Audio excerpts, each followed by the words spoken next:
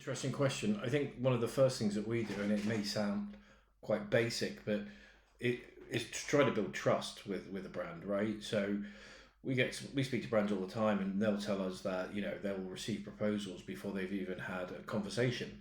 So one of the first things we do is listen to understand exactly what they're looking to try to achieve, and whilst we're doing that, we'll almost play like a guess who game. Sure you remember the old game where you'd say, does the person have glasses? No. Okay, so you get rid of all the people who have glasses.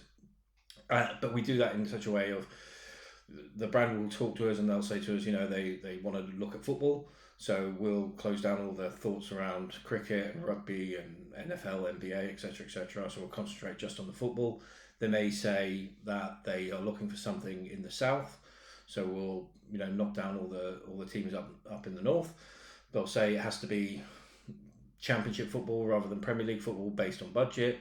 So we'll knock all the Premier League, League One, League Two down, and then you slowly start to build a picture of the kind of teams that are likely to be relevant for them in this particular situation. And it's different for everybody. We have quite often, including the deal with Spreadex and Sunderland, is we said to Spreadex, we don't think you should be in the Premier League. We don't think you should be playing Premier League numbers because you are a UK-based company looking for UK customers. So therefore, you're better off in the Championship.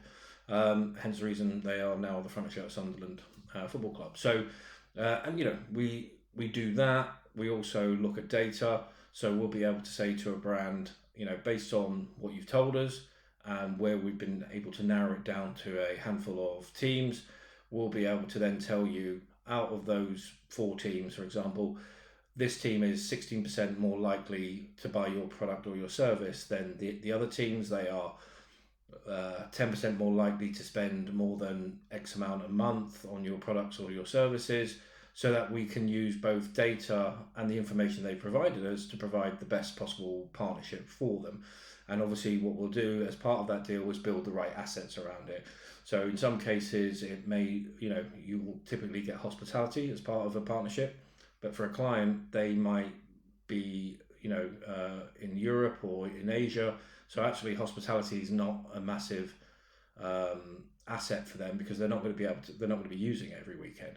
So we'll look at the right assets for the right club. That will typically include LED, interview backdrops, email marketing campaigns, in-stadium activation, all these different things. But it all starts with trust. It all starts with listening to who they are, what they do, and what they need, and then building a package around that. And that's how we work, and that's why we built some amazing partnerships over the last several years.